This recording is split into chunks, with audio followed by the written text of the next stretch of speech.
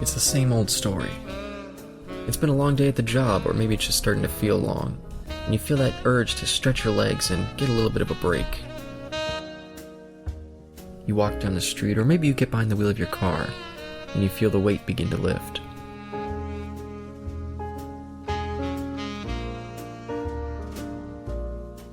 You walk through the doors, and the sound of the place starts to clear the air. You get a table, you order your drink, you listen to the sounds of the bar, and soak in the conversation.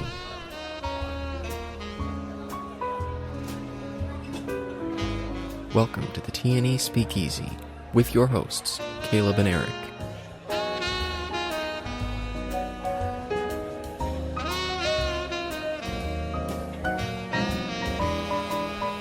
Listen in as they discuss the 1957 film, Wild Strawberries.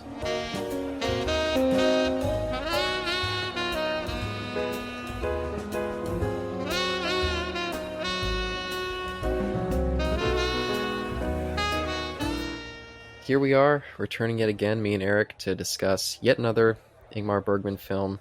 And once again, this was you picking the film for us. Why'd you center on this one? Well, aside from the fact that it is one of his most famous movies, and also I actually thought it was earlier in his career at the time when I proposed it. I thought it was a bit earlier than what it actually was, but that's fine. But so I was looking for something earlier. And when I embarked on my own Bergman journey, this was one of the very first ones I saw. And at the time when I saw it, I hadn't fully figured out who Ingmar Bergman was as a filmmaker yet. So I don't think I was yet prepared, and I don't think I fully appreciated it as much as I was supposed to, because I got more in touch with the filmmaker with movies I saw after this one. So I felt like, okay, this is already a good one for someone who's being introduced to the filmmaker, but also I want to go back myself and reevaluate this one in particular. Yeah, that's fair.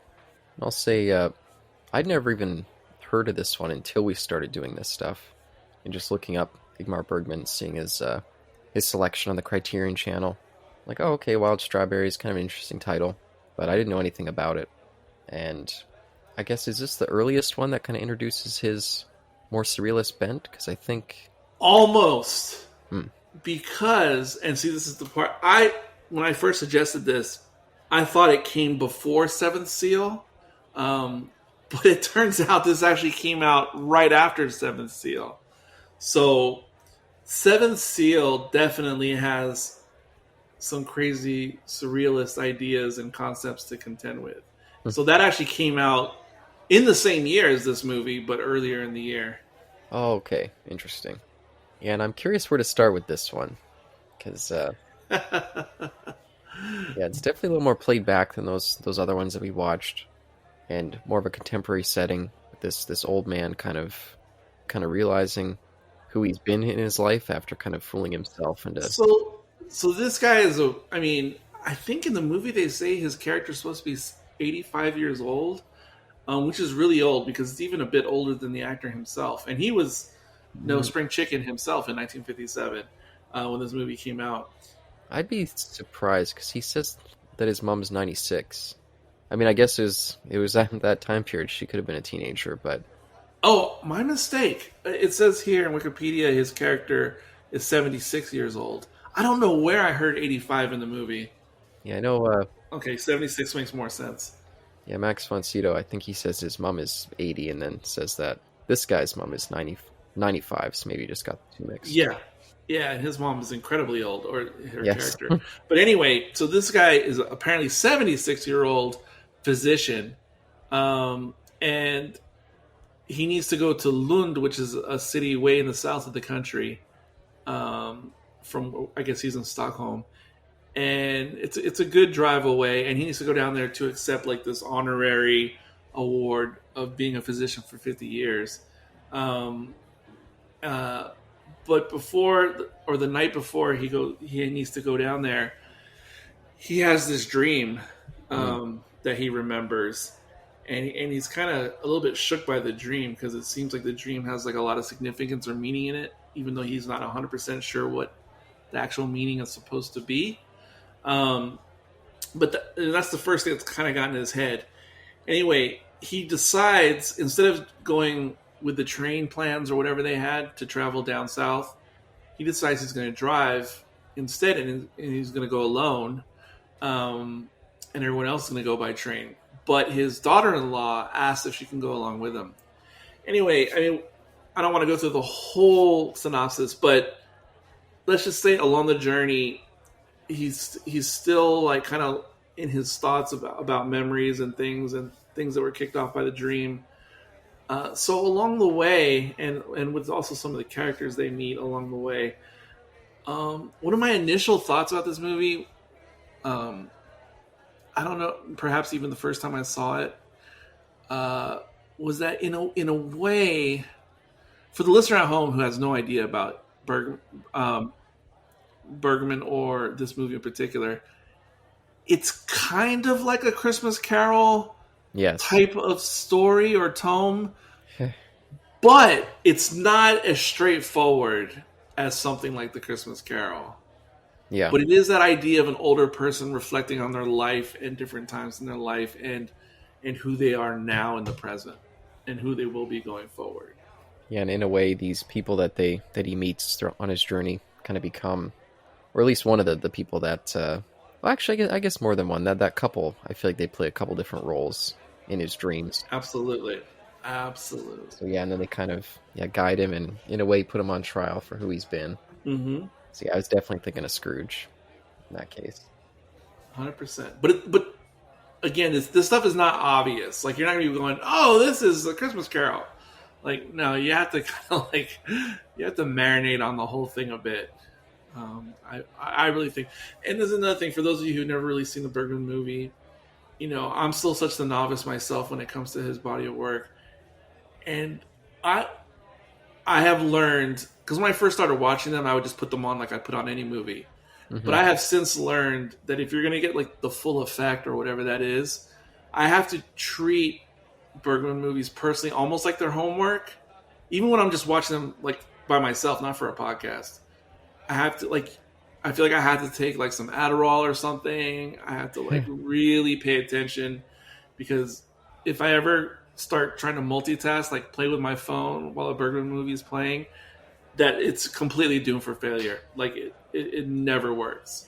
It never works. I cannot watch a Bergman movie for the first time with distraction, because I will not. It'll just like fly over my head and I won't understand at all like what I was supposed to get out of it. Yeah, and would you say that this one feels just as dense as those previous ones in terms of like getting a grasp on what's going on, or are you saying that there's more like dense messages kind of tucked under the surface a little bit more? Tucked under the surface a bit more. Because like I said, I did watch it the first time. I went, oh, okay, that's nice, that's quaint, I get it. Like, I understood the broad strokes of the messaging. But certainly there's a lot more to mine there. A lot more. If you really meditate on it and really think about it and break it apart. Yeah, there's things that you have to dig for. Yeah, and I was thinking that might make this one more accessible for general viewers, because The Virgin Spring and Persona, I feel like both of those are at kind of a high level of entry just to get any enjoyment out of them. This one, I feel like you could pretty easily just go along with it and get the story. And the actors are all pretty captivating, so I think even if you're just watching it for fun, you'd still get a lot out of it. Okay. I think you'd get something out of it, yes, on just okay, it is what it is. But then if someone tells you, and this is true, that some people can... This is on the list of what is considered like all-time greatest films. And I think to make sense of that, you have to become a very active participant. Mm-hmm. And you can't just like view it as a normal movie. Because I don't think most quote-unquote general audiences would watch this and come away going, what? Greatest movie of all time? I don't think that's apparent if you just watch as a casual viewer. Yeah. No, I guess I can see that. Yeah, it's not like something like Citizen Kane where I think anyone can watch that. Yes. And see the grand quality of it. Exactly my point. Yeah, like you watch something like Citizen Kane or Wizard of Oz or Gone with the Wind or whatever, even Casablanca. Like, you can kind of sense that there's something special about those movies. This just seems like, oh, I was just watching TCM one day and this random thing came on about this guy reminiscing, but you wouldn't think it was the greatest of all time type situation. Yeah. Yeah, and I think I'll open up my myself to a little bit of a bias here with this movie. And I think I mentioned this on the podcast before, maybe when we did our discussion of Exorcist 3. For whatever reason, I can just really get stuck into a place when I'm watching these stories about old men kind of reflecting on their lives, and especially grumpy, kind of bitter old men, which he somewhat is. And yeah, so right from the start, I was just pulled in by this character. Oh, I thought you were going to say the opposite. No. And I was actually thinking of a movie that this may have been an influence on, which I didn't realize, which is George Romero's The Amusement Park, a recently discovered film that was lost for like 40 years. And it's about this elderly man. It's all kind of a metaphorical film of just what kind of the experience is for these people who are so old, where they really can't take care of themselves anymore, being pulled in a world where they're all on their own completely. And there's this great emphasis on loneliness and how much that can kind of cripple people. And so watching this, I was like, oh, wow, here's a movie that I didn't realize would directly influence things that I've already seen. This kind of movie I didn't even know existed until last year. So that was fun. That's very interesting. And I will want to do more research later to see if there is any connection. Because there's at least 4 separate Woody Allen movies that where he was directly inspired by this movie. Oh, wow. Wow. So yeah, Woody Allen has 4. And what sucks is that all 4 of them are still ones I have yet to see. Oh. Because it's they say Stardust Memories, Another Woman, Crimes and Misdemeanors, and Deconstructing Harry. But all those by Woody Allen were like directly influenced by this movie. Wow, the only one of those that I'd heard of is Crimes and Misdemeanors. There's so many Woody Allen movies that I just feel like just slipped right through the cracks for me. Don't even know they exist. But what did you think with this kind of story? Because I do feel like a story like this could easily put off a younger audience. Oh, no doubt. No doubt. People don't want to stew on old age. And also, I mean, it's very easy to also remember me as being a younger person. And you just... It's virtually impossible as a younger person to really grasp what older people's thoughts really feel like. I mean, I'm barely starting to learn about that in my current life. Mm-hmm. But I can just imagine, like, you know, being even older than my current age, how those feelings will morph and change with time. And when you're a younger person, and I mean someone in their 20s or younger, you just can't even fathom. You just can't. Oh, I loved Sarah's line, the second Sarah, when she's like, "Oh, there's like I can't imagine anything worse than being old." Then one of her friends nudges her like, "Hey, don't be rude here." Oh yeah. I remember that.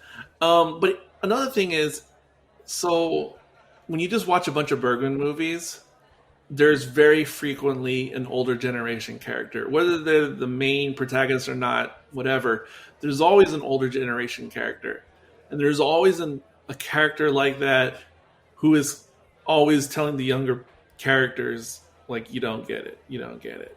So that's just like a thing already in so many Bergman movies. Like, there's always wisdom characters that have all this wisdom that nobody else can grasp. So that's almost like a Bergman trope. And it is so weird that this did come out months after Seventh Seal came out, because that movie deals so much with like facing death. And this isn't necessarily about facing death, this particular movie, but it's still a relatable theme to that concept. Mm-hmm. And again, that's another thing about Bergman is definitely obsessed with eventually one day, like, meeting the maker and all that business. Like, it's just pervasive. So me seeing this, it's just like, yeah, okay, we get it. This is his wheelhouse. But it helps to know, I guess, some of the background into the making or writing of this movie for Bergman, because most of Bergman's works are deeply personal, and most of the films he directed, he wrote himself or adapted himself from some other source material. Mm-hmm. And he always, or not always, but usually includes a lot of personal details in his movies, whether from his past or what's currently going on in his life at the time, or a mixture of both.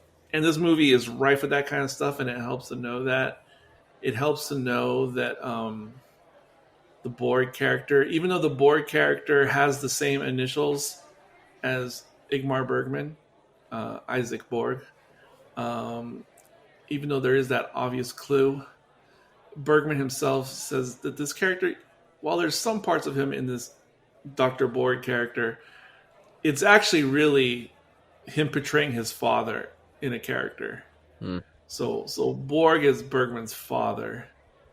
And I believe the mother character who we do meet in the movie is also based upon his real mother. And when Dr. Borg reminisces on being a child at that summer home, it was definitely inspired by Bergman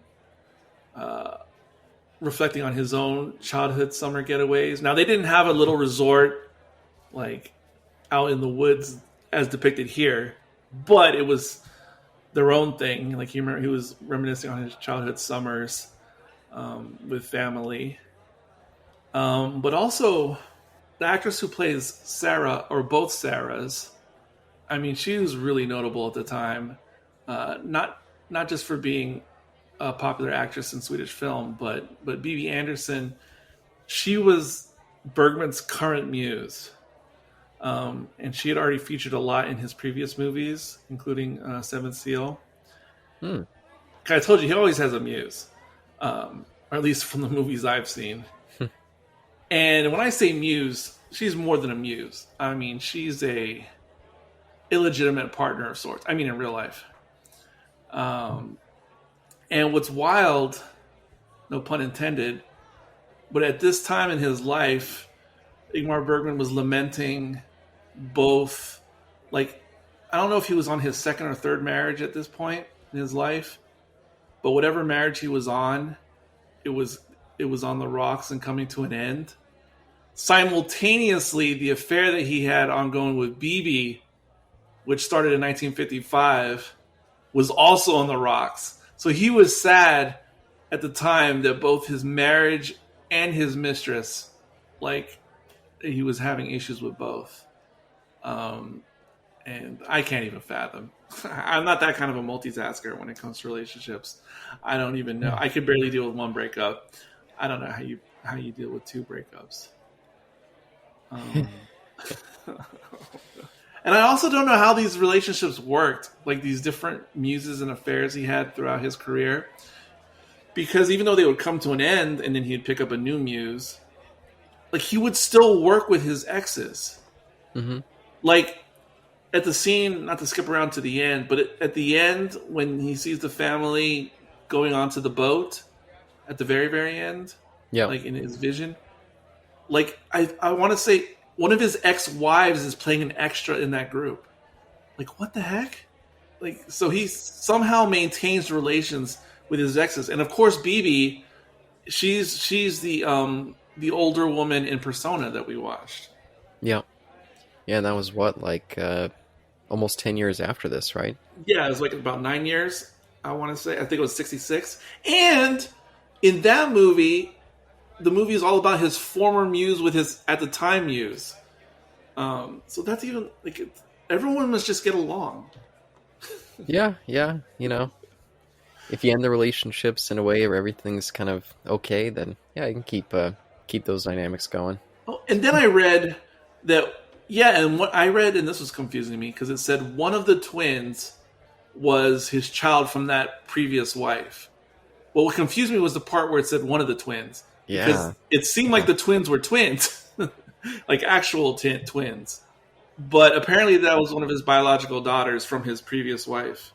Wow, that's surprising, because they did look like twins. Maybe they just fooled us. Yeah, I need to go back and look at it. And then I almost thought it was a Parent Trap situation, but where it was like, but no, I don't know. It says one of the twins. I need to check that out. Yeah, but I froze it early on here on the first surrealist scene, the dream scene. Mm-hmm. And that one definitely pulled me right away. I was like, oh wow, I didn't realize that this was going to be one of these types of movies. And I like that. That's another reason I suggested it for you. Yeah, I like the way he kind of sprinkles it in, where it can still play as a more straightforward movie, but it has this kind of surrealist kind of backbone to it. And looking at it from that view, you can see a lot more of the movie as more metaphorical than real. Like, for instance, the more that he picks up these passengers in his car, they more start to feel like elements of him rather than real characters in that way.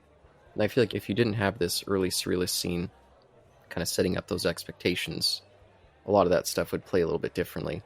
But I will say this early surrealist scene did leave me a little cold. I wasn't quite sure how to read some of that stuff there. It didn't feel quite as straightforward as some of the stuff in Persona felt when we were watching that last time. How did you react? Well, kind of similarly to you, which is I see it, and I don't have the penchant for it that you do, but that doesn't mean I'm completely opposed to like these types of surrealist escapes. But yeah, I was struck the first time and the second time with, okay, I see this, but what the fuck does it mean? Yeah. Like, and I don't really know for sure. And I highly recommend with these Criterion Bergman releases, if it's available, and this one is available, listen to the commentaries, because, like for instance, Seventh Seal completely perplexed me the first couple times I tried to watch it. But when I watched it with the commentary completely held my hand and got me through Seventh Seal. And with this movie in particular, the commentary really helps with the surrealist moments. There's no doubt about that. So, I definitely cheated. I mean, after I watched it again, I went back and did the whole commentary route. Because, like, for instance, I mean, I was stuck just on one of the first images we see, which is just the clock with no hands. I didn't even know what that meant. Apparently, that is a literary trope a bit out there. Oh. Well, it's not a universally established trope, but it is something that has been done in other things. Now, I don't know if Bergman was using it the same way as previous or other people did, but I mean, it's certainly a thing. Like, what do you think that means? Clock with no hands. I was trying to think of what it could mean, especially with the eyes underneath. But I don't know. It was making me think of age. Oh, the eyes was confusing too, because I forgot about the eyes. I don't even know what the eyes mean, because when the first time you see the eyes, as you're looking, they're below the clock. So the right eye looks like it has conjunctivitis or something. The left eye looks normal. And then in a later shot, it's not, you have to really look for it, but in a later shot right after that, we see the sign from the opposite side. Mm-hmm. And on the opposite side, it has two normal eyes. Yeah. Like, what the fuck does that mean? Yeah, and I think there's a lighthouse in the other eye when we see it from the angle, where it looks like it's got something in it. Oh, I didn't even notice that. And then now that I think about it, I'm just thinking about it. And so you got the two eyes, and then the clock is up in the middle. It's almost like in that quote unquote third eye position. And so that almost makes me think if whenever he has these moments when he's reflecting on his life, is I almost take that now as like that's his like third eye moment. When he's like, getting introspective and witnessing things that aren't physically in the real world. But A Clock with No Hands seems to indicate something like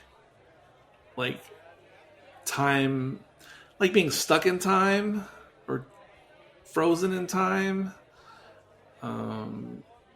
Like, I don't know, where time won't progress, or it almost seems like also, I mean, just in this movie is like time being unimportant. Yes, that's what I was like, say. And maybe because I watched Interstellar for the umpteenth time recently, again. So, and obviously Interstellar, the fifth dimension is such a thing, such a big deal. I mean, being able to somehow be a being who could stand outside of time. Mm-hmm. And so when a person, like the character in the movie, when you're just like, when you kind of like check out of real life for a moment, meaning like daydreaming or something, and then you start going into your past and distant past and recent past, like you can almost imagine that being like the Tesseract in Interstellar, where Cooper can go anywhere in the library and see Murph's room at any point. See, to me, that's almost like a physical representation of a person just going through their catalog of memories. Mm-hmm. And so that's kind of like, I think that's what's going on with the clock concept every time he has one of these moments in the movie. And another part of the inspiration that Bergman talks about, although later he said that he was lying when he said this initially. So, but the first time Bergman explained this in an interview, he said that like the impetus for this story was he was going on a drive himself in Sweden to go visit his mother, and along the way he stopped at this apartment where the family used to go for summers, and so he went to the apartment, which they no longer owned or anything, and in his mind he was imagining, what if I opened the door to this apartment, and what if it looked exactly like it did when I was a kid? And so that was like the impetus for this movie, supposedly, because then in later years he said he just made that, or he lied, but he may have been lying when he said he was lying. So you don't know. But so that, I don't know, because I was gonna say we've all felt that way before, but I don't know that I know I've felt that way before. I don't know if other people feel that way too. I always think about that when I think about like the schools I used to go to. I mean, like my schools I went to growing up, and I do have those thoughts of like, what if I walked into the school and it looked the same as it did when I went there, and stuff like that. And why did I bring this up? Because it seemed initially, especially because I've already seen other Bergman movies, I was thinking, oh, this is a guy who's like contemplating his death. But no, it's not really. No. It's not specifically about that. But it is just like, certainly, what's the word? Really reevaluating things. Yeah, contemplating who he's been and what his life's been. And getting this, it's all wrapped up around him getting this award. Yes. 50 years spent in this position working towards something. And by the time he finally gets there, you can tell it's like, the award doesn't really matter anymore. It's more about what he's kind of learned about himself. That's the important part. Yeah, and not to jump around again, but here it goes. So during like his last big dream sequence, it's like he's being evaluated, right? And it seems like, or I took it as initially that like he was getting his doctor's license renewed, but I don't know if that's really what's going on. It just kind of how it seemed to me. I don't know. I think that's me putting my own thoughts into it, because it reminded me of like a senior or older person going in to renew their driver's license is what it reminded me of. But anyway, he's being reevaluated and he's put in front of a board, and he basically fails because he can't see what's in the microscope, and he also doesn't understand the words that are up on the board. Now, to be fair, those words, because obviously I'm pretty sure you and I don't speak or read Swedish. No. But those words on the board are actually gibberish. So it actually wouldn't make sense to anybody, Swedish or not. They are gibberish words. But I guess we're seeing what Dr. Borg is seeing, because he can't decipher the words himself either. And then the person who's doing the examination, who happens to be one of the people they picked up earlier. But anyway, he says, like, you failed. You're guilty of not understanding, like, the, what do they call it? Like, the doctor's code, the medical code. I forget I can't remember the term for that. So what do you make of that? What are they saying that he has failed at that point? I mean, Dr. Borg. Or, like, what is the dream sequence saying about him as a person? Like, what area has he failed in your interpretation? Well, I think it comes back to the first line of the movie, where he talks about how as he went through life, he realized that relationships always revolved around discussing and evaluating the character and behavior of others and people in general. And so he chose to avoid other people because of that. And they even say when after they're like, okay, you're guilty and your punishment is loneliness. I think he's failed to care for the people around him and care for himself, really. I think that's what they're talking about there in that scene. I think. I don't know. I was a little confused for that. Yeah. No, I think that's what it is, because what we get, because it's wild. So, we meet his mother. Oh no, let's step back even before that. So he's riding with his daughter-in-law, Marianne, and so Marianne was married to his son, and his son evolved. We don't actually see him until way later in the movie, but we hear about him a lot. So so Marianne, the daughter-in-law, she doesn't particularly have anything against Dr. Borg, Isaac, but she just doesn't like him because he seems to be just like his son, who she's married to. Yes. And what that means is that these guys, they're really methodical. They're really analytical type. Like, they're not people. And they do a good job demonstrating this between the generations, with going all the way back to the mom. Yes. Where they're always kind of complaining and just unpleasant, and they don't really have a way to connect with people on an emotional level. And I like how they mention that the grandma, she's complaining, like, oh, I've got 15 grandchildren. None of them see me except for Evald, or however you say his name. And the only son that she has left is Sam, and it's just like those three are just the only ones of their group that are kind of the same and can connect to each other. Yes. In the barest way that they can connect to other people, but they can kind of all relate because they're so the same. Yes. And like I said, this happened. This is revealed later in the movie, but we eventually discover that part of the reason why Marianne seems to be like leaving her husband, because that's why she wants to leave and go with Dr. Borg to Lund to get away from her husband. And we know they've been fighting, but we don't really know exactly what they've been fighting about until it's revealed later. And it turns out that she's pregnant, and they get in a fight because Evald has no interest at all of having any progeny. Like he has like this take on like the world being terrible, and there's no reason to like add another like offspring and put him into this world like to continue the cycle. So he has no interest, and he basically gives her an ultimatum, which is you either have me or you have the baby, but you can't have both. And so this is what sets her off. And so, I mean, that's heavy. Yeah, but even heavier is what he says during that scene about what he wants with his life, which is just be dead. Stone dead is what he says. Oh, man. And she wants to keep living and kind of create life, and he just wants death. So, very heavy. It is crazy.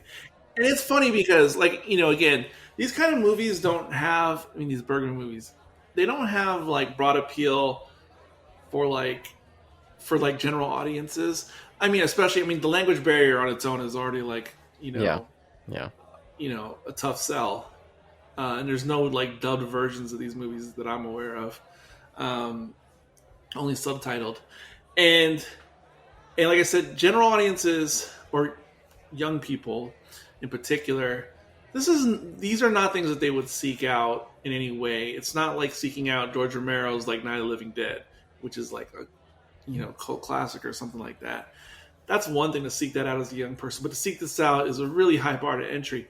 But if young people would seek this kind of stuff out, I think they would like how the way like young people could connect to like, let's say, Vincent Price type stuff, and a segment of young people could be like, oh, I like Vincent Price because he's like the original Tim Burton and he's so dark and like, the things that he was involved with, But if somehow you could get people who think of themselves, young people who think of themselves as like the emo types of groups or goth types of groups, I wish they could kind of see things like this that seem placid on their surface, but when you really like dig into it, you'd be like, holy shit, like this shit's really dark. Like if if somehow you could expose these younger types to stuff like this and explain it to them, like I could see young Evolved as being like, I could see 20-year-olds getting his tattoo, like a tattoo of his like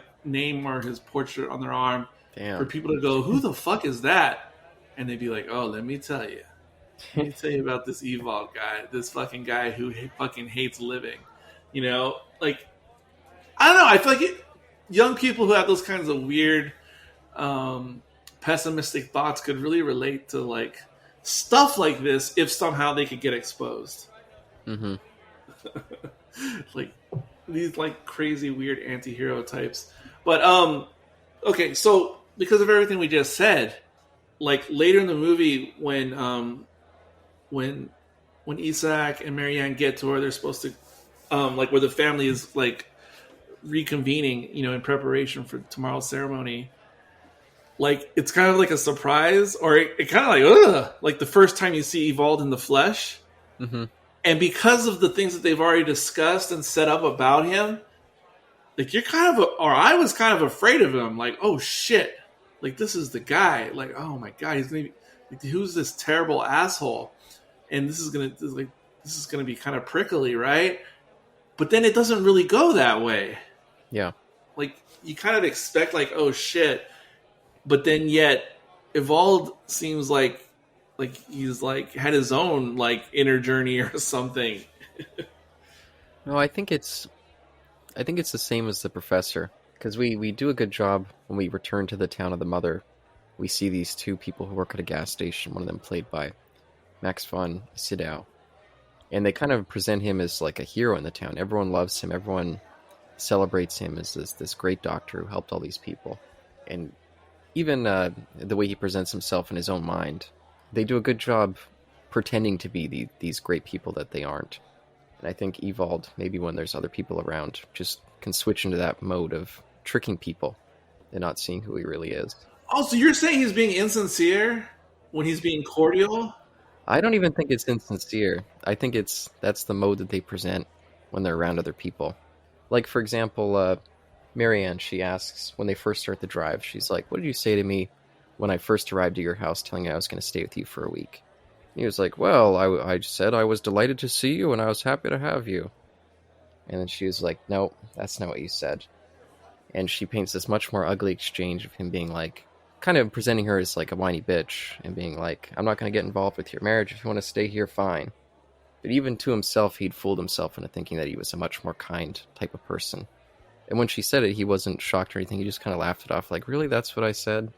But it hadn't quite sunk in yet to who he really was. It doesn't come till later in the journey for him. Oh man, I forgot about that. I forgot, even though I just watched it, I forgot about that. Yeah, so I think Evolved probably is the same type of person. He probably doesn't even really understand the impact that he has on her. So wait a second. So going along with that line of thinking, are you saying then that even though Evolved had like such harsh words when we see the flashback with Marianne, that even though he said such harsh things, in his mind or his heart's mind, he wasn't really that harsh? Yeah. So, in other words, even though he verbally stated an ultimatum, that's not actually the way he remembers it or thinks of it after the fact? Well, when he first sees her, he's just like, oh, it's surprised to see you here. Are you coming to the party with me? Like, it's almost like he's just skipping right past it. And she plays along with the niceties, too. And it's almost like, at least she's willingly going along with just accepting, like, oh, things seem to be back to normal, so I guess I'll just go with it. And then when Evolved is talking to his dad on his own, and they mention the thing about the kid, he's kind of like, it's whatever, it's fine, I accepted it, she can have her kid if she wants, like, let's just move past it, I don't want to think about it anymore. So yeah, I think these folks, at the same time that they're bastards, they're also people pleasers, it seems to be. So maybe he just, even though he made that ultimatum in the moment, maybe he's just accepted it now.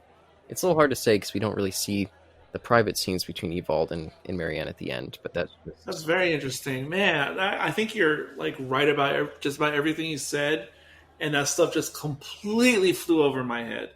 Yeah, and this comes, unfortunately, this comes from personal experience, knowing people like these two. So no, yeah. Certainly, and I know people like this too, but I wasn't really informing my own opinions based on my own true life experience when it came to this particular aspect. And you reminded me of something else interesting that I believe, I don't know that maybe the commentary informed me on about Bergman.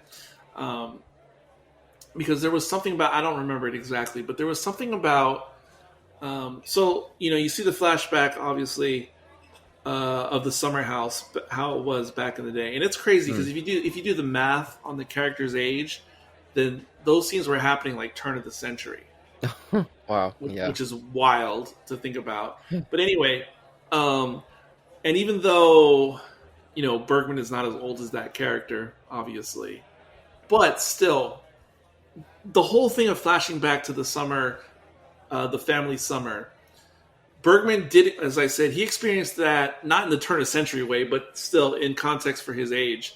He experienced that whole, the family's going out to the summer location and la da da da. And according to the commentary, I think it was, just like we see in Borg's flashbacks, Bergman had these ideas about that, like what you see with the turn of the century version of it. Like, the family, it has to do with this keeping up with appearances thing you're sort of talking about, or the appearances. So it looks idyllic, right? Like, everything looks idyllic, the way everyone dresses, the formality of the old world or the old ways, and the formality of having a family dinner, and how it looks like everyone's at the table. It's like a communal experience.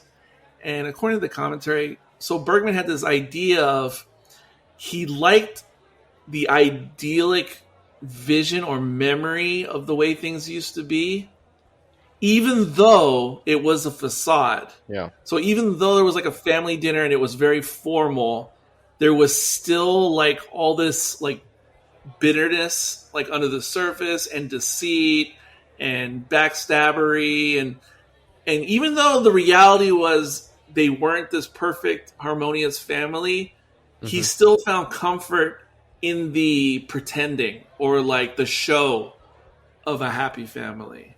So I think that was a conscious thought that in Bergman's mind, and I think that speaks to what you were just talking about with the Ewald character and the presenting one thing. And even if you know things are terrible, I guess from Bergman's point of view, there was still something, though, nice about the dressing up and pretending. Yeah, and I think maybe that feeds into the generational impact. Because we even see the mom's mom. Like, she spends that whole nice dinner, everyone's having a nice time. But she is such a persnickety bitch. She's just got to comment and cut everyone down around her. That kind of stuff, that eats into you, and that impacts your life. Clearly, that's what his mom became. In some ways, that's what Isak became, and then Ewald is in that same mold. So, and I always appreciate generational stories. I think that's... Oh, I love generational stories. Oh, man. Yeah, and I also think it's interesting how that the first Sarah presents, because she's got a little bit of a romance with both brothers. And she talks about how, is it Isak? I tried to write down how to say his name, but I thought... Yeah, Isak is Isak. I can't... What was the other brother's name? Siegfried, I think. Okay, Siegfried. And she was talking about how, Isak, he's so sweet, he's so thoughtful. Well, you're just kind of this brash kind of asshole. He almost forced himself on her, really. Yes. And I kind of wondered if maybe the reason that he fixates on this memory and why he keeps returning to it is maybe this is when the change happened, and maybe this kind of made him look at relationships with people differently. That betrayal. Oh, not to get cathartic for a second, and I won't for very long. But like, the more we talk about this movie, the more I can connect the dots between like my own life and my own timeline. Yeah. To a lot of the things that we're talking about in this movie, because now that we're talking about that part in particular, the love triangle, and why this is such a watershed moment for Isak.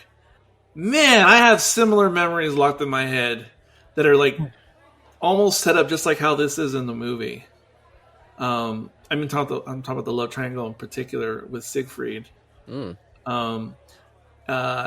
and Sarah one and Isak, like, man, I could think of stuff just like that, like in my own life, and how, like, the way it's presented in the movie, like Isak is the sweet one, and of course I'm the hero of my own story, but my own personal story. But Isak is like the sweet one, the deserving one, and like Siegfried is like, at the time, he's like the coward and the douchebag and the, just taking advantage of the situation. Yet he's the one who like has 7 kids with her, and they go off and do their thing, and and then like how you said it affects Isak. It was like a turning point.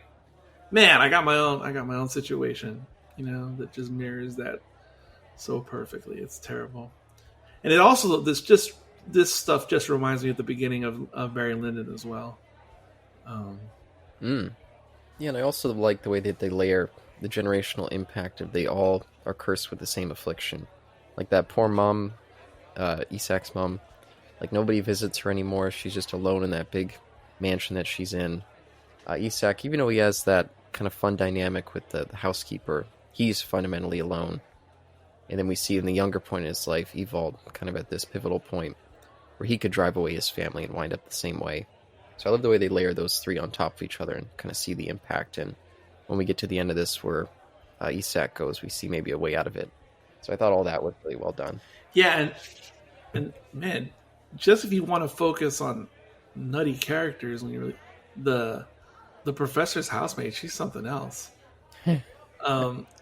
Because, and I also hate people. Well, people like her in real life annoy me so much.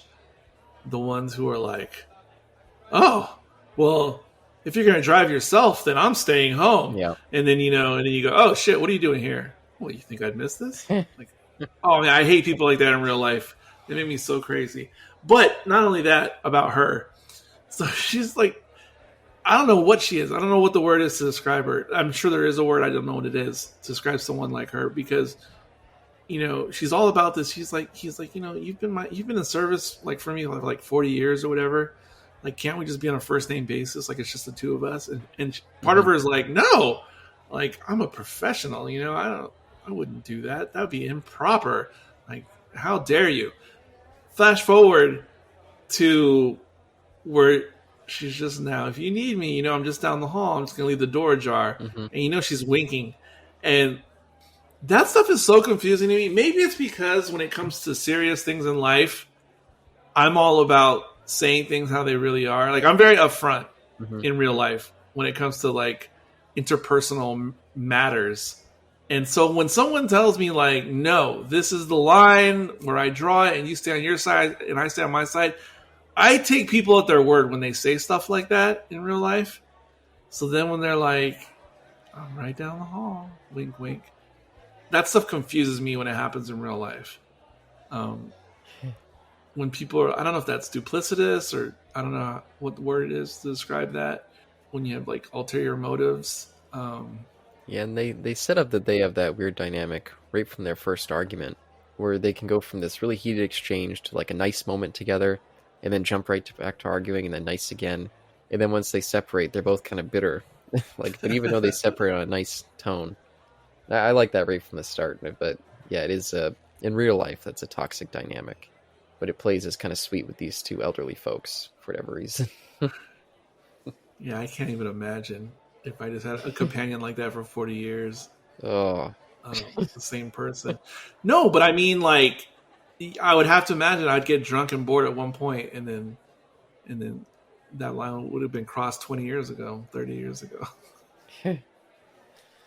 But that does set up the, because right after that is when Marianne comes in. She's like, oh, how could I sleep through that row that you just had? He's like, well, we didn't have a row. We were just having a conversation. Like, I think he genuinely thinks that. I think he doesn't quite understand human interactions. Yes. Oh, and then also just reflecting on that early scene. Oh my God. If I had a housekeeper or someone who I employ, and I'm just like, hey, could I have, can I have some breakfast? And if my person of employment or person I employ, if they were just like, no, because I don't like what you're doing, you're getting no breakfast. I go, what the fuck are you talking about? What? What? Yeah, maybe if he'd asked that 30 years ago, it would have went different. But they're too old now. Right. They've lived together too long. And eventually she's like, I'll get you 2 eggs if you want them. He's like, yes, please. And then he's like, toast. And she's like, nope, no toast for you. Yeah, there's that hot and cold dynamic. It's like, holy shit. Oh my God. I'd go completely insane. Again, because I'm always very straightforward in real life. People who like play these weird games, I never understand it. I never understand the point of playing the game. And I guess they get something out of it, like in their own world. Like to me, it's just rearranging chess pieces on a board for no reason. But I guess to them, that is something. Rearranging the pieces on the board. Yes. But to me, it just looks like nonsense.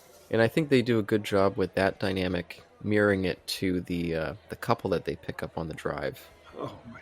Which supposedly is very similar to Isak's own marriage, where it's this constant sniping and power playing and trying to get the upper hand to make the other person explode. Oh my God. And that is just incredibly toxic. To me, it's incredibly tiring. Yes. Having some experience in the Uber world, oh my God, I have been on some rides with some people like that couple. Oh my God, I just I'm just like holding it together. Like, how many more minutes and they'll be gone? How many more minutes? Oh, it causes time to stand still though, in that painful way. Yeah. Oh, to be like around that. Oh, I hate it so much. I hate it so much. And I mean, it's incredibly disruptive here. I mean, they're the reason that accident happens. And then when these people do them the favor of helping them try to fix their car, when that doesn't work, give them a ride into town, it's so caustic that they eventually just have to leave them out in the middle of nowhere. Like, sorry, but we can't deal with this anymore. Oh, fuck those people.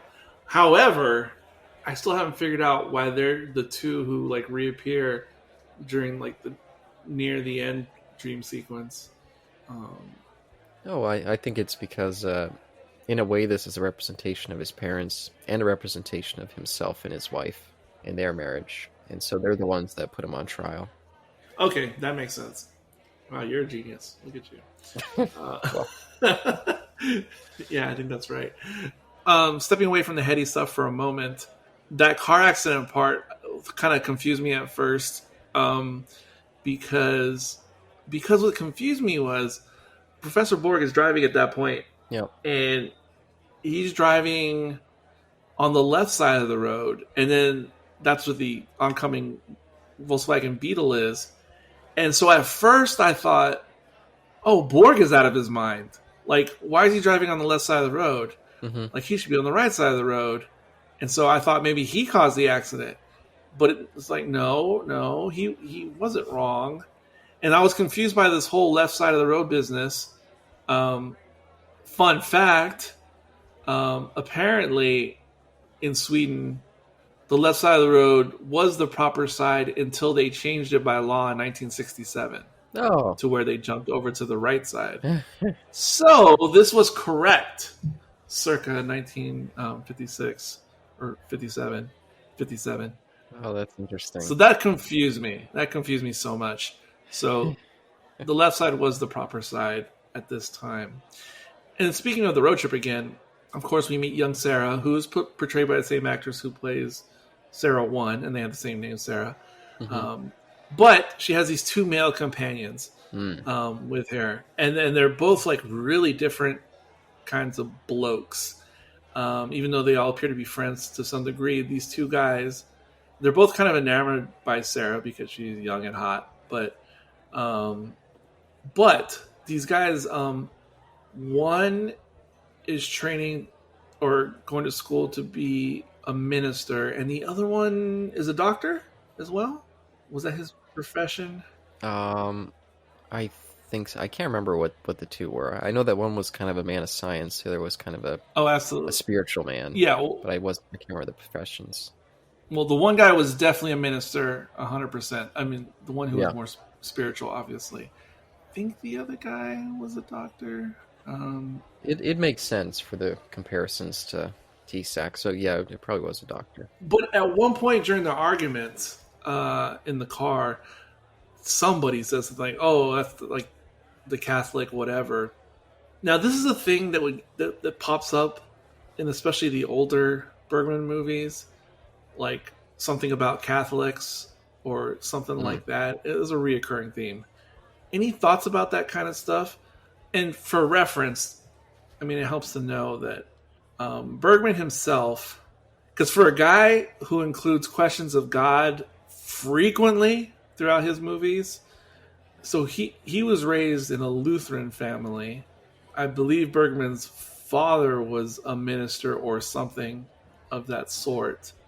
And Bergman, from age 0 to 17, was completely raised in that religious world. And then he abandoned like his faith and beliefs, I suppose, at age 17. And he never went back to practicing religion.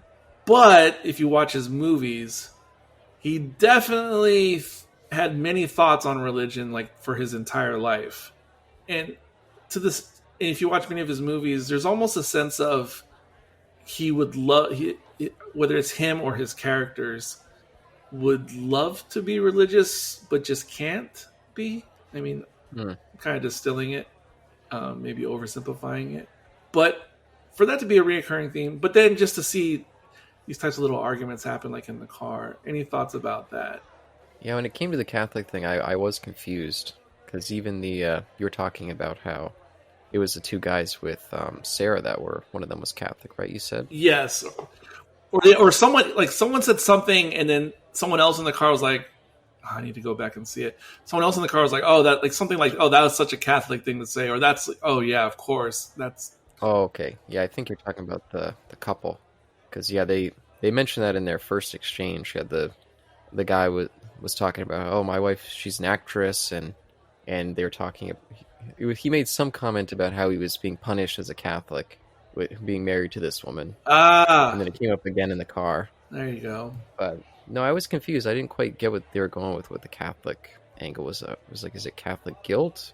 Is he guilty because he's a bastard to his wife? I don't know. I was confused. Or he was being punished as a Catholic by being married to a woman like her. I didn't quite get what that was going for. Yeah, I need to go back and watch it, but it just jumps out at me because in my own regular life, I've certainly experienced both numerous times. Meaning, if I somehow find myself in a more Christian non-denominational setting, if someone brings up Catholic, it'll trigger like everybody in the room. If everyone's predominantly non-denominational. And I've certainly seen the opposite as well, where I'm in a setting that's predominantly Catholic, and then someone brings up how do you say that word? Yeah, proselytizing, like going out and... Not proselytizing, but I mean something that relates to Protestantism. By the way, maybe this line will mean something to you. I just found one. Where that guy was berating Marianne, and he was like, see, my wife, she has her hysteria, I have Catholicism, it's only ego that we haven't killed each other. And I don't know, maybe that's just an argument that I don't understand, but maybe you can bring some to it. So, just taking that statement on its face, because he's saying, she's got hysteria, I've got Catholicism. The way I take that, just in a vacuum and looking at those words, I take that to meaning hysteria is chaos in general, and Catholicism means living by the rules and having order and being sensible. That's the way I take that statement in a vacuum. That's what's being implied. See, this clearly shows my own bias, where I was like, it's saying that we both have our form of illogical foundation or grounding. Oh, okay. Now that could be like the Bergman perspective on the whole thing, of looking at it as both being like two silly extremes. But from the character who's making the statement's point of view, is what I was saying. That the character who makes the statement is saying, I'm orderly because I follow the rules. That's what I mean by Catholic. And you don't follow any rules, so you're the hysterical one. That's the way I take it from the mouth of whoever said it. Yeah, and I'm curious if it's right after he says that, if she just starts slapping the hell out of him. Yeah, that was quite a moment. but it's just something to look out. You watch. We watch more of these movies. It's going to come up because definitely just saying Catholic is. And I need to go do some more Swedish research because I know they had their own. Oh, we talked about it. Oh, we talked about it in Virgin Spring. Well, that was obviously a different time period, but there was this whole thing about Christ and the old Swedish beliefs, the old Norse beliefs, and so just like other Western countries, the Swedish had their own like religious reformations over the different generations and whatnot. Well, but I'm curious about those two boys fighting for Sarah's affections.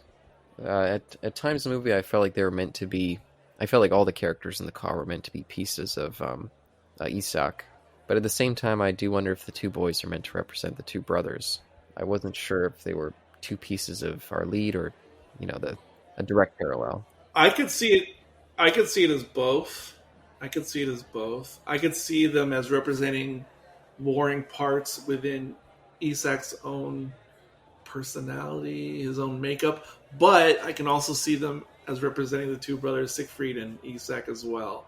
Because obviously they are both fawning over like Sarah's affections. And the one who's the more minister type is the one who she seems more into. But there's still the other guy, the more sciencey guy, who comes across as the more obnoxious between the two. But I would think of him as more the Siegfried in the situation, and the minister type one being the Isak type. Yeah, and that's kind of why I thought of it as two sides of Isak, because he does have these two elements. He is that bastard who, when Marianne first showed up, just kind of berated her and didn't want to take part in helping her. But then at the same time, he is this happy grandfatherly figure that is enjoying the time with her. And so he's the free-spirited and the kind of the bastard. So that's why I maybe thought it was supposed to be two pieces of him. But oh my gosh. But I don't know. I don't remember there being any sort of religious references with him. Or at least when they asked him, he was kind of like, oh, I'm too old for that kind of thing. Just kind of brushes it off, so. Yeah. But maybe his younger self had some type of more idealistic sense of things. I can't stand how those two young guys are wearing like suit coats above the waist and wearing shorts below the waist. Ugh, it's a horrible look. Ugh. I hate it. Whenever they show their legs, because usually you see them from the waist up and they just look normal. But then when you see their legs and they're just wearing shorts, I don't like shorts, especially short, medium to short shorts with a suit coat. That is not pleasant.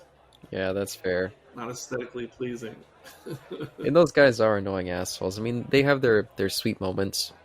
Like, I really like at the end when they all serenade him as they're leaving to take another ride. Yeah, that's wild. Yeah, that actually I found a very moving scene. Had my eyes feeling a little watery, but this is another weird thing that happens with many Bergman movies. Like, I can almost imagine these movies. Like, it's funny how, like, Shakespeare is known for taking classical tales that already existed before him and then putting them into his contemporary world's understanding of the late 1500s. And then, of course, Shakespeare's works have been adapted like to modern situations now. Anyway, so that's taking the past and updating it for the present or the future. I could see doing the reverse to a lot of Bergman movies, meaning like this movie in particular. I could totally see retroactively converting it and making it some type of old Roman or Greek myth. Like, I could see Borg being some like elder Perseus or whatever character, and I could see like these different people he encounters as being like different types of Greek or Roman like mythical creatures or beasts. And I don't know, do you see what I'm saying? Yeah, no, I could see it. Yeah. Because like that trio, I see them as like harpies or something, or some type of little Lokis or fawns, and like they seem annoying at first, and then I could see them in this mythical tale at the end, like see you later, Perseus. Good luck. We're going to Crete now. Like these weird mythical creatures like coming into his life, making some type of impact or change, and then going off on their way. Yeah, and in that way, the movie does have that element where it doesn't necessarily feel like it's a movie that exists in the real world. It feels like... Oh, okay. It's like, what? It feels like there's a little bit more of an abstractness to it. Because the way he picks up these strangers, and of course one of them's named Sarah and played by the same actress who played the old Sarah, it feels like it's... Yeah, it's almost like the Wizard of Oz, where the farmhands become like the companions in the story. Yeah, and there's a lovely kind of irony that we open up the movie with him talking about how he's chosen to withdraw from all so-called relations, and then just on a whim he takes this car trip, and next thing you know, it's filled with all these people, and he's forced to interact, and he's kind of discovering life again through having to interact with these people. Yes, 1,000,000%. And by the way, I've had this experience many times, especially in my more recent life, where I initially meet someone, and my initial take is, there is no way this person's going to contribute to my life. And I mean, even on a conversational level, I'm like, this, and then, smash cut to like, wow, I'm really glad I just had this conversation with this person. Or this person inadvertently opened my eyes to something, not because they meant to, but it just happened because of the meeting. Yeah, and that's definitely a cool aspect of this movie. And it's kind of telling you to try to branch out, to do something you wouldn't normally do, and it might benefit you, which is always a good message, I think. 1,000,000%. Some other background when you do research on this particular movie. This actor, the one who plays Isaac, what's his name? Victor, I don't know how you pronounce J's in Swedish. Me neither. Victor Zostrom, I'm going to guess, something like that. So he did appear in an earlier Bergman movie, I believe, but not as like the main feature or protagonist. But this actor in particular, he was like a very famous Swedish actor in the 20s and the 30s. So he was like the Clark Gable for Sweden in the 20s and 30s, like film legend. And this actor was Ingmar Bergman's like idol. Oh, interesting. Like 1,000,000%. And so, this was also the last acting role that he ever did, because he passed in 1960. And he was already retired pretty much at this point. Bergman had to convince him this was going to be a pretty easy job to do, like nothing too straining. But Bergman wrote the entire movie and the entire role around Victor specifically being in it. So it was one of those situations where Bergman was like, we're either going to get him or we're going to do this movie, but if we don't get him, then we're not doing this movie. Like, wow. It's not going to be done with anybody else. Like, it's specifically written for Victor. And supposedly, because Bergman said, because when he finally convinced him like to be in this movie, because supposedly Victor read the script and was like, I don't know, this is like a whole lot to do. Like, I don't know if I'm like physically up to doing this movie. But eventually Bergman convinced him, and he said, so let's get the figures worked out, like the business side. And supposedly Victor said, I don't care about the figures. Like, you don't have to pay me anything. My only condition is I have to have my whiskey at 5:00 on the dot. So, I love it. In other words, I have to be home by 5 to have my whiskey. That's my one condition. Hey, rock and roll grandpa. That's great. Yeah. And he's great. He's fantastic in it. So many of the more emotional moments, his face just carries so much impact. And in the lighter moments, like when he's sitting around and his voiceover is commenting how he's telling the story to all these young folks about his history in the medical field, and they're enjoying it, not just laughing to be polite, but actually enjoying it.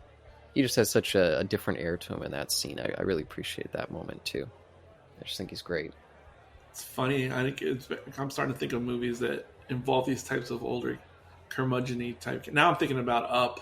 Pixar's Up. Another one of those those movies. Yeah, I just really, there's just something about those people later in their life dealing with a lot of different, really heavy emotions. I can just really dig into that stuff. Oh, geez, just wait till you get older. And I'm not looking forward to it. I mean, when you'll start to relate to that stuff even more, like, because you'll start to feel it and start to have an inkling of what's going on in their minds, like, for real. And there is one scene that's currently playing right now, which I didn't know what to think about it when I watched it the first time, and that's the scene where it's after the trial, when he's shown the image of his wife in kind of a weird assault scene. I wasn't really sure what was going on there. Did you have much thoughts on that? And then she gives this whole speech. Wait, whose wife? Isaacs, I think. I don't know. Oh, the one with his wife. Oh. Yeah, because it doesn't seem fully consensual, but at the same time, it's like she's accepting that this is just what's going to happen to her. And then afterwards, she gives this odd speech about Isak, where she's kind of saying, like, I'll go home, I'll tell him what's happened to me, and he'll just brush it off because he's so cold inside. And he'll be nice about it, like, he'll accept that this is just what's happened, he'll be sympathetic. But he won't care at all because he's just, like, dead inside. It was just a weird scene. I really didn't know what to think about the whole thing. I think you're right. When I watched it myself, it seemed out of context. But now that you pose the question and I think about it more right here, right now, I think what it's doing is it's doubling down on how passive he can be, because the fact that his wife could, like, cheat on him, Wow. and that he just doesn't even, like, respond, because not to go down the whole psychological rabbit hole, but there are some who say that, like, when it comes to, like, a partner stepping out, especially the woman or the wife, part of it is to, like, get a reaction from their other, and then to do that and then still not get a reaction. I guess that just doubles down on how, like, I mean, this just happens a lot. Again, not to get cathartic or into my own personal experience. Once again, I feel like I've played that Isak role before in that situation in real life, where my significant other was like, "Could you please react to this thing?" And I've taken the Isak approach, certainly, because it's just like, yeah, no, and I don't know, to defend myself for a second, or defend someone for that position. Part of it is self-preservation, self-defense. Yeah. Like, okay, this is terrible, but I don't feel like I'm going to make it better if I have, like, a nervous breakdown. And then also, not to be cathartic, but it also kind of shows the results, the impact that it had with his initial experience with Sarah and Siegfried. And that might have been a setup for him being this type of person now, later in life, with his ex-wife. And I'm only saying this because I'm just drawing off my own personal past and connecting the dots. Not because I think I'm an expert, but... Yeah, and what you're saying all tracks. The only part that doesn't quite connect for me is the element of it, like, being not really consensual. Like, it seems like the guy is in his way forcing himself on her, and, like, she's laughing through the whole scene, but it looks like the laughing could turn into scream or crying at any second. And then in that moment, she's, like, putting herself back together, and she's, like, saying, like, oh, I'll tell him what's happened. I think that just makes it worse. I mean, not just what happens to her, but worse that, like, it's one thing if she consensually cheated with someone and then Isak didn't care. Even worse if a guy is kind of taking advantage of her against her will and he still doesn't have a reaction as well. Like, that's, like, doubling down, I guess. And she even comments that she'll cry and he'll just give her a sedative to calm her down. Like, wow, that's really damning. That's what he would do. Not comfort her, not try to understand, just let me just silence you so I can get back to whatever I'm doing. so not there. Yeah, not to damn myself further, but this movie just like once again portrays young Isak as a cuck, as they say nowadays. Ugh, that word sounds gross. Yeah, I never liked that word. Never liked that word. There's many words that fall into the common usage that I'm like, I wish that didn't. I know, but we could just use the original word cuckold. Just like when people, like everyone says bougie now, or young people do. Yeah. And yeah, they know what it means when they say bougie, but they don't know that they're saying bourgeoisie. But whatever. Well, I think that they do, but yeah, I don't know. Maybe No, they don't. They just know bougie because they heard other young people say and artists. I don't know if that's true, but really, you think they know that it comes from bourgeoisie from France? I think if you ask them, I think that they would have to think about it, but I think they would know. Okay, then the young people. And to be fair, I may interact in your with province are a lot more evolved than the ones over here that I encounter. And I do have siblings that are around, that are Gen Z, that are that age, for like 17, 18, and yeah. But again, I think they're smarter than the 17-year-olds I'm meeting around here. Could be. Or more well informed. Because there's no fucking way the ones I'm meeting know what bourgeoisie means. No way. Yeah, by the way, I wanted to say, just in terms of some fun directional flourishes, I don't feel like there's all that much in this. It feels more like a straightforward kind of drama, besides the little bits of surrealism in there. I really like that scene. Oh, I can't remember the context of it. It was in the car, him and Marianne were having a conversation, and then it was actually a really, really pivotal scene. What happened there? Do you remember the group of young people interrupted to sing him like a celebration? Mm-hmm. But it was in the middle of a really pivotal scene. I can't remember the context of the scene prior to the interruption. Oh, I just remembered. Okay. It was right after he was telling Marianne, because he'd been trying to tell her about his dreams ever since they first got in the car, but she was never interested. Right. And he just tells her, they're like, oh, I think the dream is telling me that I want to be dead. And it's kind of a surprise to him. And that's when she's so stunned, and then tells him her own version of that with his son. And then when he's kind of processing that, that's when they come up and kind of celebrate him, like, oh, you've done such a great job, you must be so smart, you must be so accomplished all these years. And then the camera, like, kind of all the light sucks out, and it's just his image. Oh, yeah. Okay, yeah, yes, I know exactly what you're talking about. That was a really cool effect, really cool transition. Yeah. And it reminds me of something else that I was about to say when you were talking about how there's not too many visual flourishes, which is normal, especially for the early Bergmans. But it reminded me of something I got out of the VAM, the value-added material. So Bergman is often criticized when it comes to like direction and whatnot, visuals in his movies.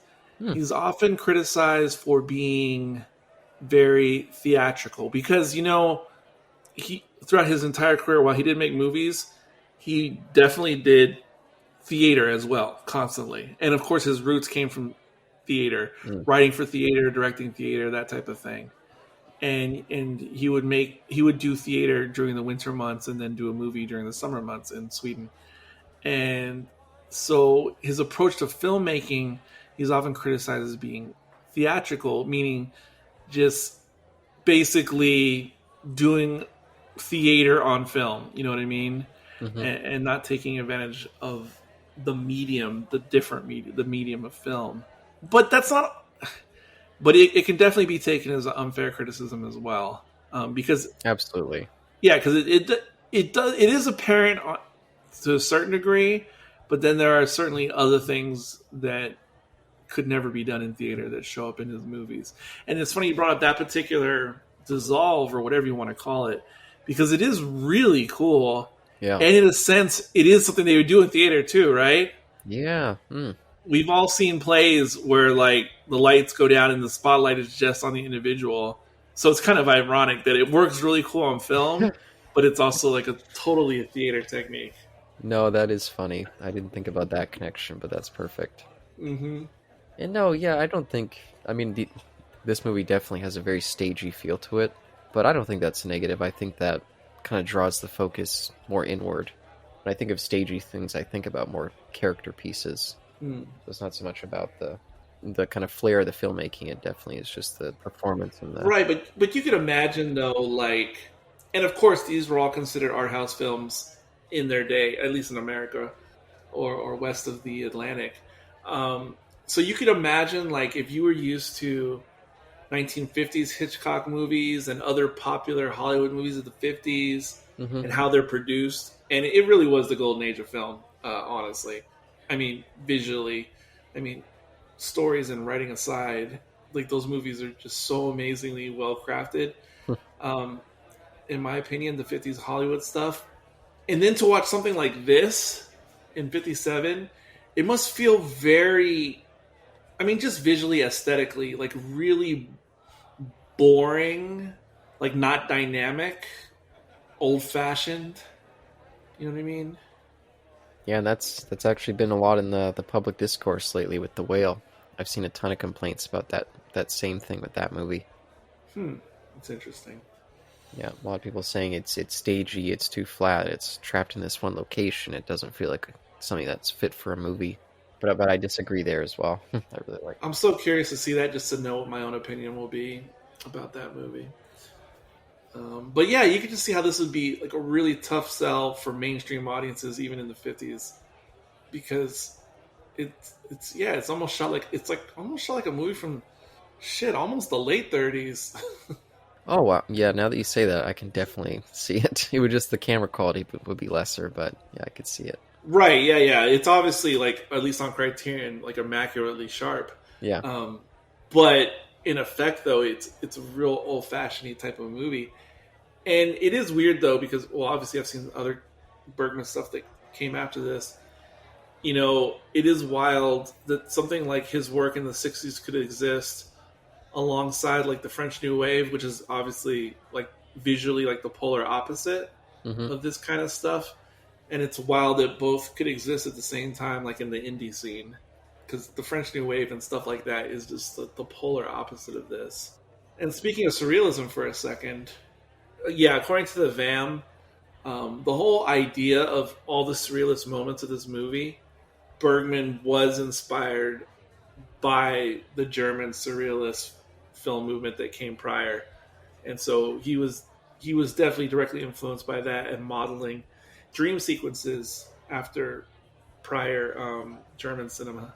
Oh, really? They highlight like German expressionism? Yeah. Oh, that's interesting. I would have thought his one of his major influences would have been a contemporary with Louis Bonnell over in Italy. I can't speak to that because I don't know, but they definitely mentioned the German connection. Yeah, because the surreal sequence in this in particular feels like it could have come out of a Bonnell film.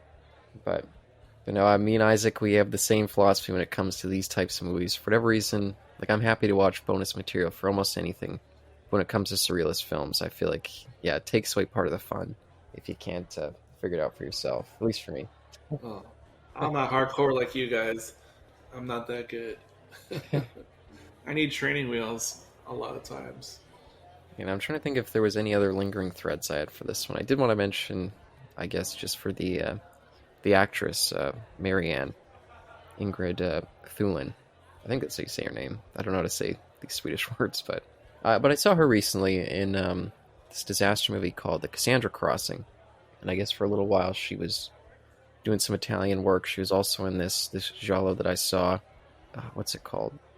Oh, Short Night of the Glass House. Oh, no, wait. What was it called? Damn it, now I gotta look this up. Anyway, it wasn't a great giallo, whatever it was. Short Night of the Glass Dolls, that's what it was. I swear, anytime I hear giallo, like, I hear Italian ice cream or something like an Italian sundae. I could see it. But if anyone's ever interested in seeing her do some nude scenes in her 40s, you know, she's nude in that giallo. So I'll just say. No, but that is interesting, though. I mean, not the nudity, but Yes. but the pointing out of Ingrid Thulin, because of this movie in particular, Wild Strawberries, like it like propelled her to the next level in her career. And so right after this movie, she got offered and cast in, like, traditional Hollywood movies. Oh, interesting. So she did at least 3 mainstream Hollywood movies after this. I guess that's why they would have put her into the Cassandra Crossing, because that was, although it was an Italian disaster movie, they still brought in like Ava Gardner, Martin Sheen, a couple other like random celebrities, and then more international people. So she fit right in with that cast. But yeah, the Giallo, I don't know. I guess that's just kind of like the gutter that people fall into at a certain point in their career. One thing I was gonna say, or one more thing, last thing I was gonna think. So the final scene, or the final dream sequence scene, where Isak kind of sees that return to the family summer home, and he sees them all about to get on the boat, and he's like, "Where's mother and father?" And I can't, was it Sarah or someone said, "Oh, they're over there." Yep. And so then he goes, and then there's this crazy picturesque vision of his mother and father from a distance, and his dad's like fishing, and his mom is like sitting over there picnicking or something. Now in the commentary, the commentator was saying that I think this was Isak like finding his parents again and like coming to terms or to peace with them or something. Something like that, like being at peace with like his mother and father or something. But I mean, just me and my unsophisticated ways, that's not really the way I saw it. Me neither. Just from, and I don't even know, because again, I don't even know how I am when it comes to interpreting these types of things or dreams in general. But for me, it kind of almost seemed like, and I go, again, this movie's not about death, but for some reason it almost felt like a death sequence to me, or like an implied death sequence. Because for some reason, going back to the house one last time and everything looking perfect, and seeing all the relatives, the siblings and everything, and then especially the parents at the end, for me it was almost like this. And maybe it's because I just watched a reaction video to the Eric Clapton song. Is it Tears from Heaven? The iconic Eric Clapton song that he wrote about his young son's untimely death. I think it's Tears from Heaven. Anyway, I almost took that as like seeing everybody in heaven and seeing everyone in this idealistic setting, aka heaven, and like reconnecting with like his parents there. And it almost reminded me also, now that this just jumped in my head right now, it almost reminded me of Luke and the Force Ghost at the end of Return of the Jedi. Except instead of seeing Force Ghosts, you're sort of like dying yourself and seeing them in a familiar, I mean, not a familiar place, but a shared space. I see what you mean now. Yeah, at first I was like, I don't know. Which, by the way, because we don't really get a good look at the dad, but I thought it kind of looked... Exactly, or sort of. I thought it looked like that guy that was playing the judge in the trial and then the husband in the car. I thought it looked like it was the same guy again. Oh, I have no idea about that. For me, I kind of took it as I don't know, I wasn't really sure how to take it. It definitely seemed like he was accepting something, and maybe it was just that, I don't know. Now that I'm on the spot talking, I don't know what I was going to say. I know that I wasn't sure, but I also thought that he was going to die there, but I was glad that he didn't. But yeah, and I don't think he did die, but I took it as almost like, like at the end of a Viking movie, like, or was it you who said you haven't seen Excalibur? Oh no, from '81. Yeah, definitely seen that. Oh, you've seen Excalibur? Yeah. It's freaking Sean who hasn't seen Excalibur, which just blows my mind. But whether it's something like the Arthurian legend or it's like some type of Viking tale where they like send off the patriarch or whomever, the hero, like onto the ship to Valhalla or whatever. Now again, I'm not saying the character literally died in the movie or was about to literally die, but it's like his life was at peace now, so that now he will have safe passage into the afterlife. If that makes sense. Yeah. And either way, it was even though I was kind of perplexed by what that ending was, I still thought it was a beautiful way to end, with him being able to still find that peace as he's heading to sleep after such a such like an enormous day for him, kind of big shift day, that he would still go back to what he always did with remembering the more idyllic days of his youth.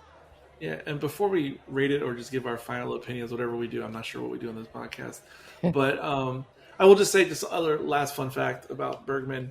Apparently, he was known for his lucid dreaming, and hold on, I don't know if lucid is the right word, and perhaps he was lucid dreaming, but actually, what I meant to say was he was known for dreaming frequently and remembering his dreams in great detail after he woke up. And supposedly, all the ideas for all his stories were rooted in dreams that he had, supposedly. Oh, that's interesting. Yeah. But here's the thing, though. You have to take everything I say that I'm passing on from the van with a grain of salt.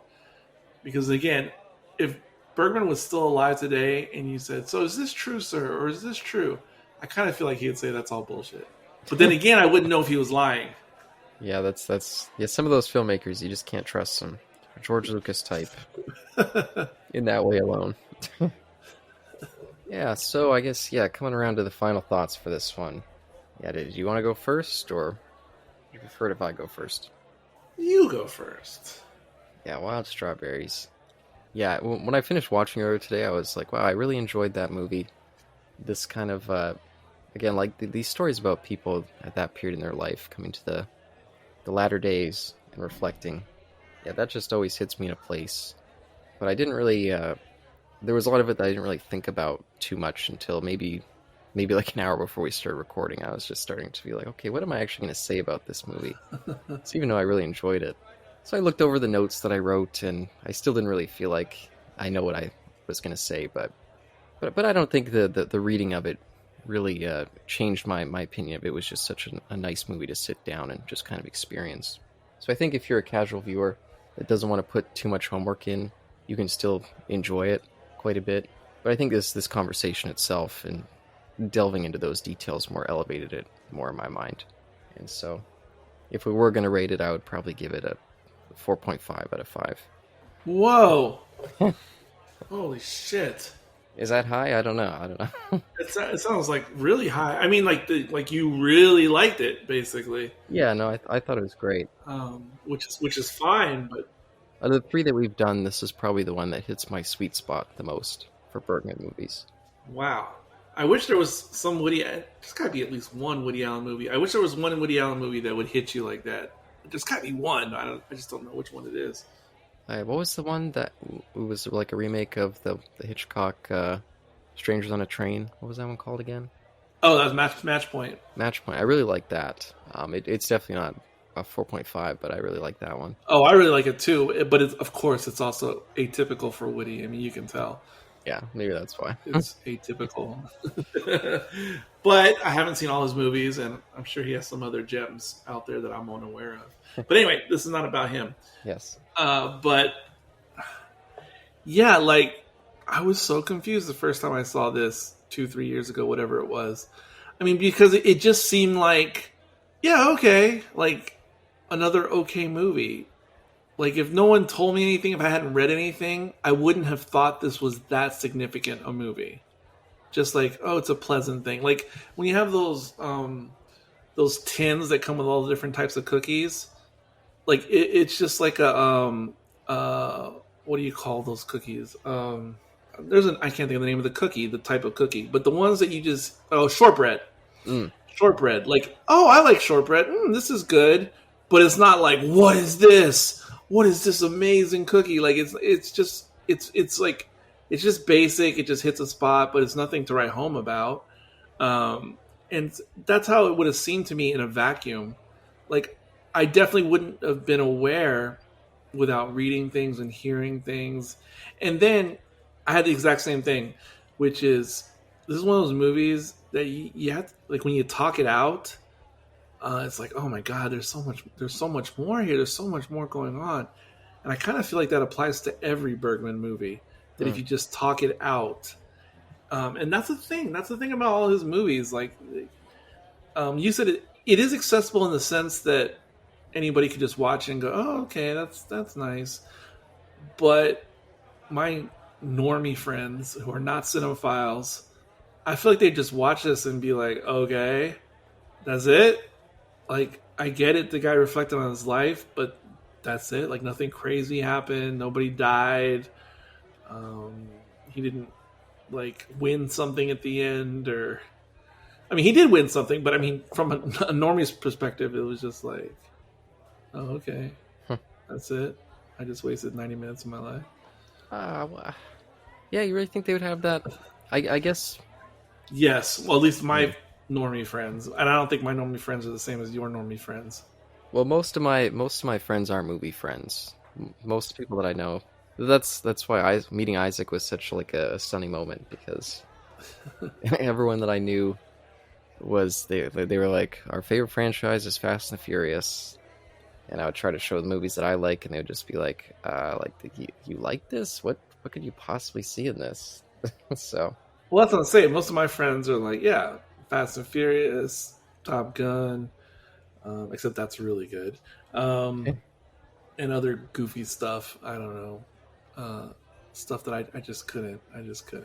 Yeah, so I'm more thinking of the audience that would just, stumble across it and be willing to watch a black and white movie like this, which I feel like is in itself a tall kind of entry point for some folks these days. Although all the Gen Zers and millennial types, they're all over Letterboxd.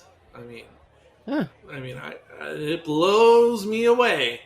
It blows me away the people who I encountered on there who were like 30 and under and are watching all these movies from the 30s, 40s, 50s, like, and not just main like obscure stuff too. It just blows me away on Letterboxd. But that's its own, obviously, self-selecting group. Yeah. But hey, I love it. I love to hear that. It's crazy. It's crazy. But I'm dancing around with my own opinion. First time I saw this movie, I probably gave it a flaccid 3. Talking about it more, I'm certainly boosting it up to like 3.5, 4 range. But honestly, it probably is a 4.5.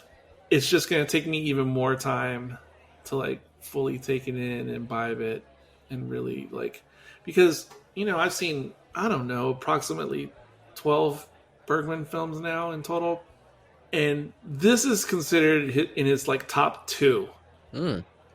Oftentimes, like this and Seventh Seal, I know they both came out the same year. Oh no, this, Seventh Seal, and Persona are kind of considered like his 3 best movies. As much as I've enjoyed a bunch of his movies, like those aren't my picks at this point of my favorites. Not one of those 3. So, I don't know. It's interesting. Yeah, that's funny. Persona would be definitely at the bottom of the 3 that we've done so far, even though I like Persona. But I just think of the 3 we've done, yes, I would say so. But my gosh, that movie, like, it has such the reputation in movie circles. And the image that's on the I think it's on the cover of this box. Yeah, it's the cover of the Ingmar Bergman box, which is like an iconic image from the Persona movie. I see that image all over the place, like where people make it like phone cases or whatever. Oh, interesting. It's just like, yeah. So I don't know. Yeah, and to be fair, maybe on a rewatch, because I only saw that one once, and I was planning to watch this one twice. I just decided to go bowling instead and missed my chance. So I feel like, well, you can always watch on your own time at a later date. That's very true. Yeah, but on a first viewing, I definitely like this one a lot. And so will be added to my rotation for whatever reason. I just there's some movies that just sit with me, and I know that I'm gonna revisit them in like less than a year. And I feel like this is one of those films. Well, I don't know what to say. I think it's really cool. Yeah, I don't. Bergman has some kind of weird magic, and I don't know. I guess the ongoing theme in all his movies is, I guess, just interpreting his personal demons and personal thoughts, and then making them into a movie. And I guess somehow there's some alchemy that happens there that it connects with a wider audience, because he really does dig deep into his inner strife and puts it out there. I don't know. Yeah, that's honest, that's dangerous, and I would imagine it'd be very troubling trying to do it as a person, trying to put yourself out there in that way. Because then if the movie fails, it almost feels like it's like you're naked in front of them, and you're this failure. You know? I would think. I don't know, but yeah, I don't know. But there you have it, and I don't know what's going to be next on the Bergman train, but I really can't wait to get into whatever it is. yeah, I'm excited to maybe branch into some of his older stuff. I'm definitely very curious. Well, So I think this is the oldest we've gone so far. oh, certainly, but it's just, man, like I said this at some point. If you compare his early stuff to his later stuff, it's like comparing early Beatles to late Beatles. You're like, how are these the same group or same person? Like, seriously, it's so like, what?